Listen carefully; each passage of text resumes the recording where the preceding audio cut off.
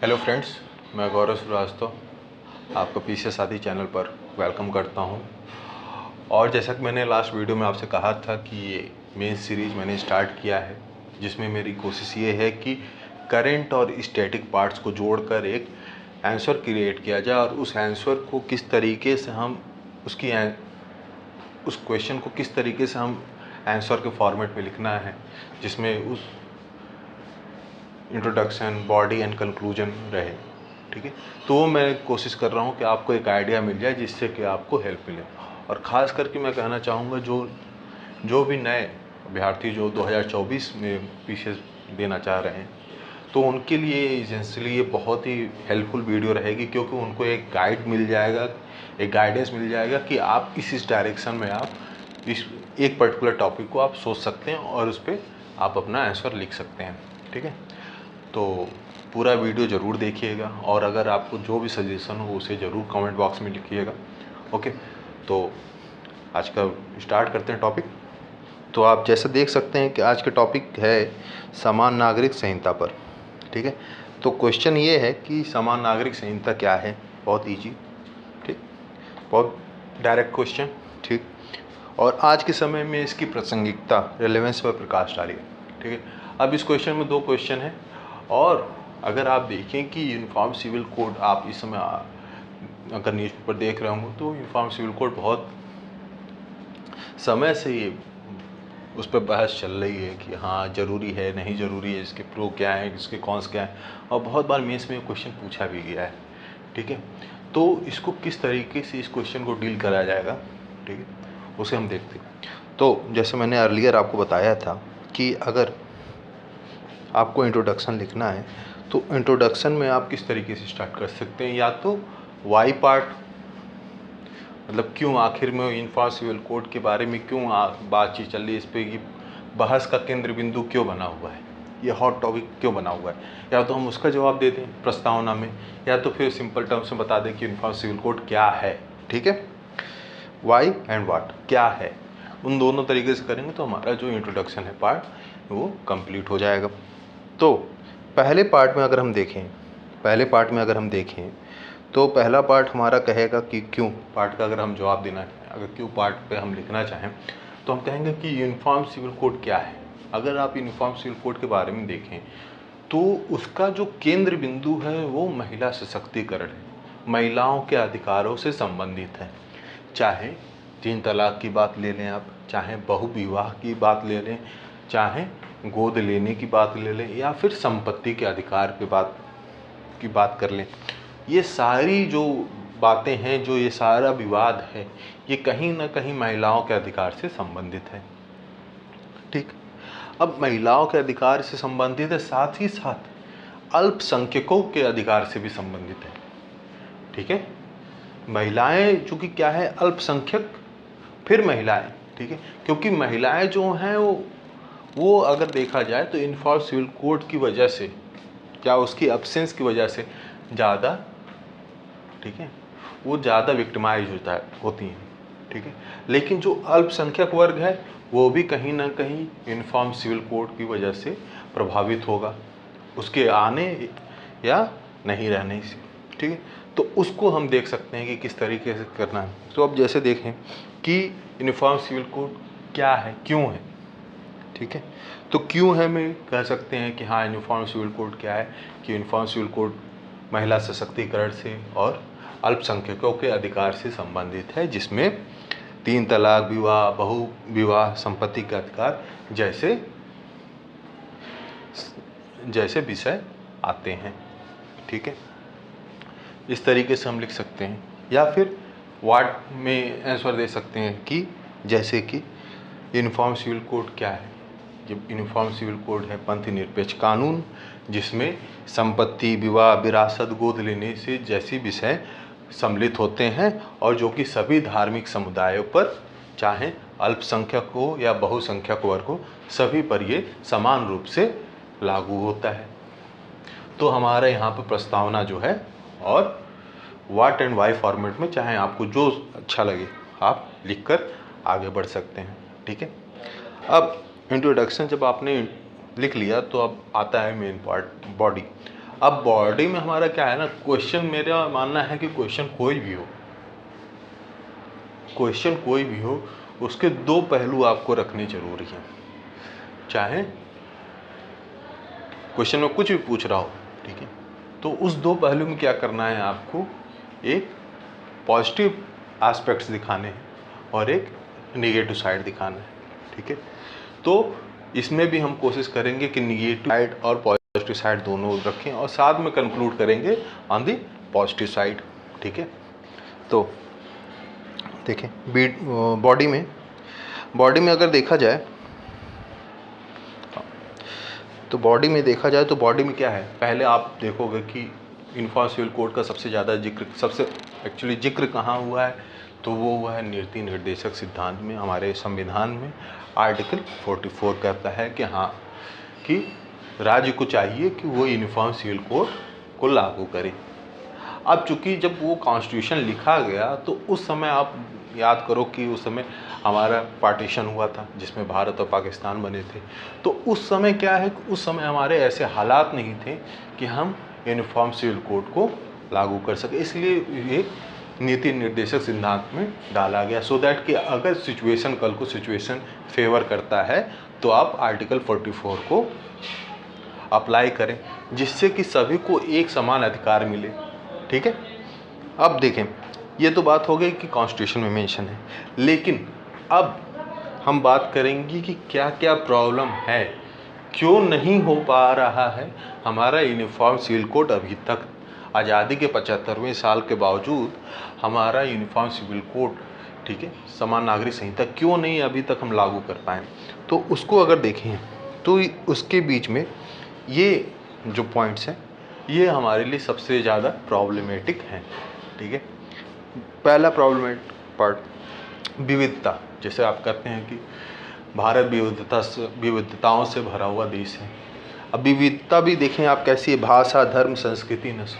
भाषाओं के आधार पर विविधता है, संस्कृति कल्चरल डाइवर्सिटी है, सांस्कृतिक रिलीजियस डाइवर्सिटी है, नस्ल एथनिक डाइवर्सिटी है। चाहे आप पूर्वोत्तर राज्य में चले जाएंगे तो वहाँ पर भी आपको डाइवर्सिटी देखने को मिलेगी। तो इन सब डाइवर्सिटी के बीच में हम यूनिफॉर्मिटी की बात कैसे करेंगे, किस तरीके से पॉसिबल होगा, ये एक प्रॉब्लम क्रिएट करता है, ठीक है। अब तीसरी बात कि अनुच्छेद 25 और 26 जो कि कॉन्स्टिट्यूशन में मेंशन है, वो क्या कहता है, right to freedom of religion, ठीक है।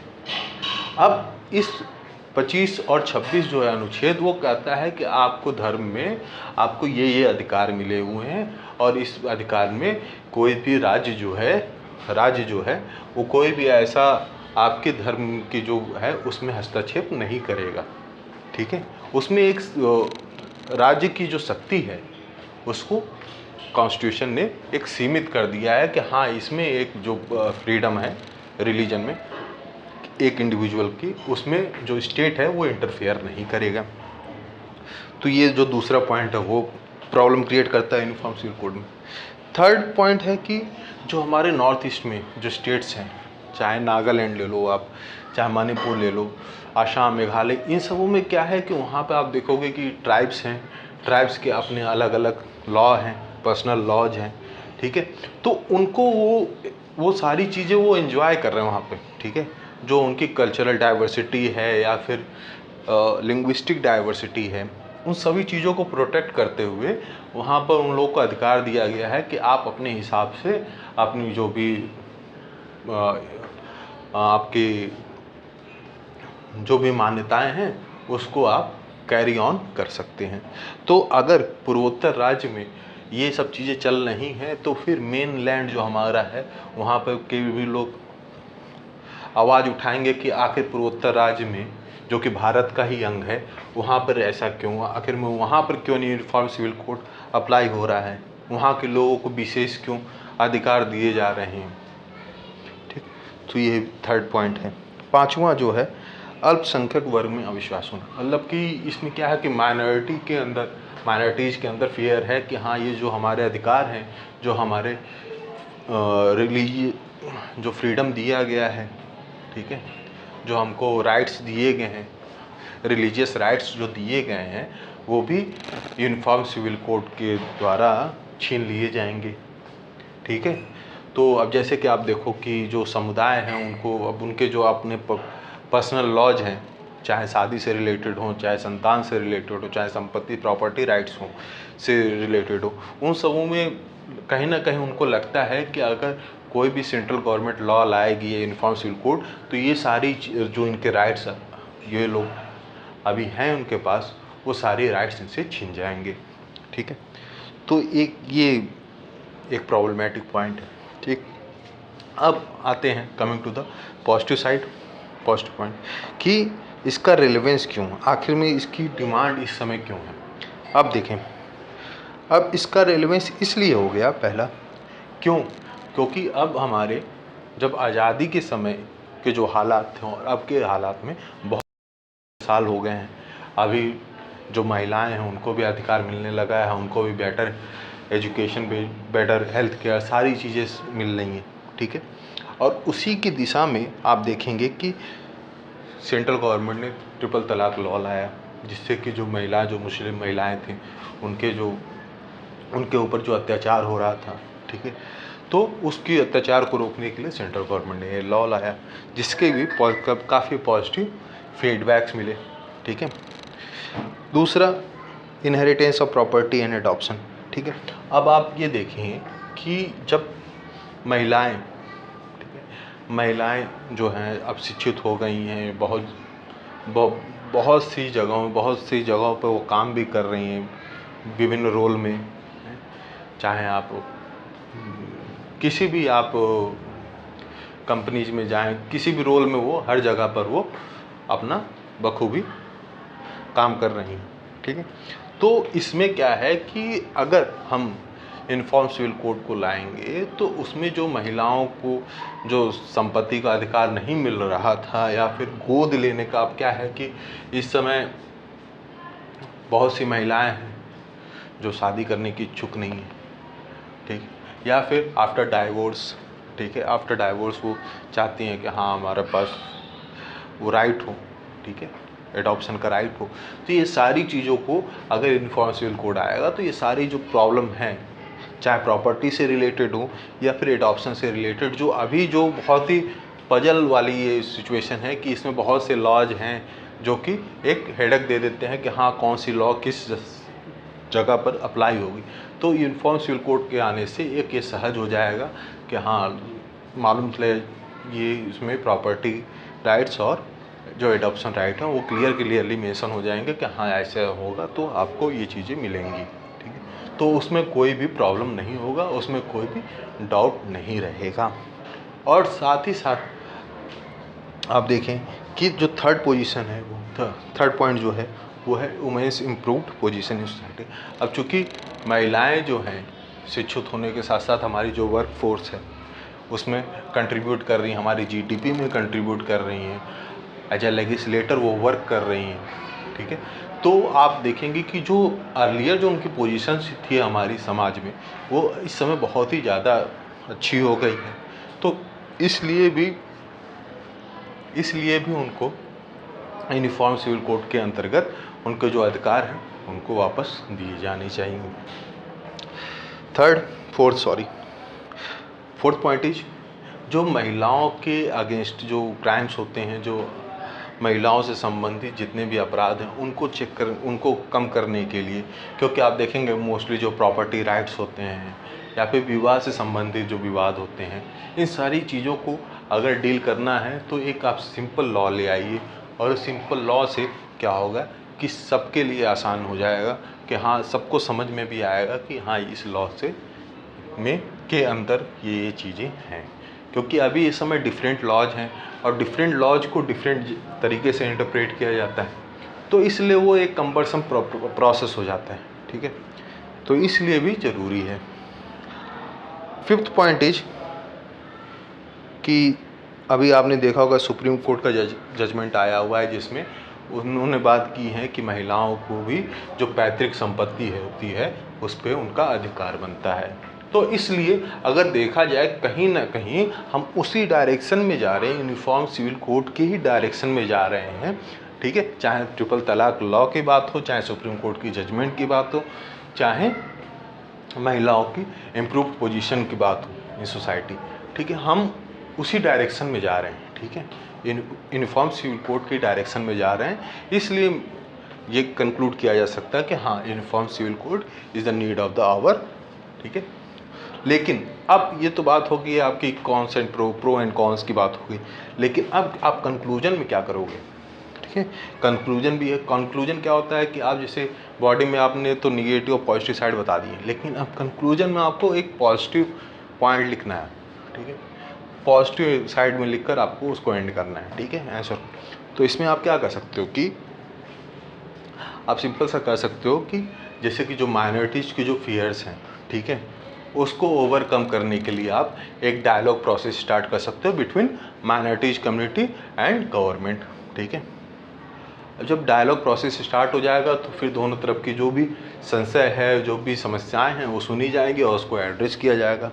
साथ ही साथ आप ये कोट कर सकते हो कि कोई भी सोसाइटी की डेवलपमेंट डिपेंड करती है कि वो जो महिलाएं हैं उनको वो कितना उस समाज में जगह मिलता है, उनको कितना सम्मान मिलता है। तो इस तरीके से हम उसको कंक्लूजन पार्ट को लिखकर एंड कर सकते हैं, ठीक है। तो ये है इंट्रोडक्शन, बॉडी एंड कंक्लूजन, ठीक है। किस तरीके से यूनिफॉर्म सिविल कोड क्या है और उसका रेलेवेंस क्या है, ये मैंने आपको समझाने की कोशिश की है, ठीक है।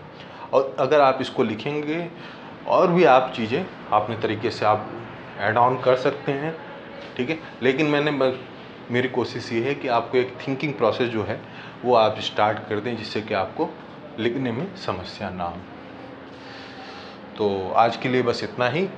आपको वीडियो कैसा लगा कमेंट बॉक्स में ज़रूर बताइएगा, और सुझाव जो हैं आपके वो भी आप ज़रूर मेंशन करिएगा। और मैं आगे भी ऐसे ही जो रेलेवेंट टॉपिक हैं, ठीक है, उसको मैं कोशिश करूँगा कि ऐसी फॉर्मेट में ले आकर आपको बता सकूँ। Okay, thank you for watching this video.